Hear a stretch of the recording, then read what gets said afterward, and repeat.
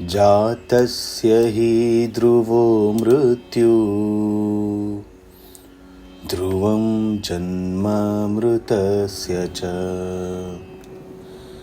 तस्मादपरिहार्येऽर्थेन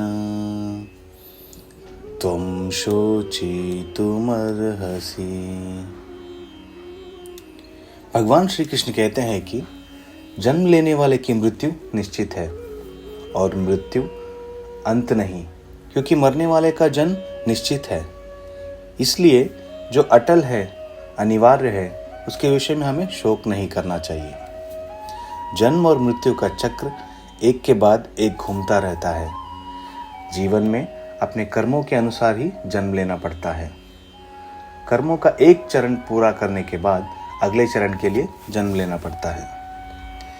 जैसे इस बात को सभी जानते हैं कि सूर्य का उदय हुआ है तो उसका अस्त होगा ही, और अस्त होगा तो उसका उदय होगा ही। इसलिए मनुष्य सूर्य का अस्त होने पर शोक या चिंता नहीं करते। ठीक इसी तरह श्री कृष्ण अर्जुन से कहते हैं, हे अर्जुन, अगर तुम ऐसा मानते हो कि शरीर के साथ ये भीष्म, द्रोण आदि सभी मर जाएंगे, तो फिर शरीर के साथ ये जन्म भी लेंगे। इस दृष्टि से देखा जाए तो भी शोक नहीं हो सकता। Death is certain for the born and rebirth is certain for the dead. Therefore, you should not feel grief for what is inevitable. The cycle of birth and death keeps revolving one after the other.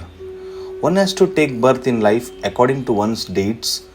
After completing one stage of karma, one has to take birth for the next stage.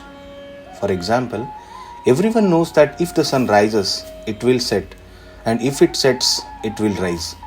That is why people do not mourn or worry when the sun sets.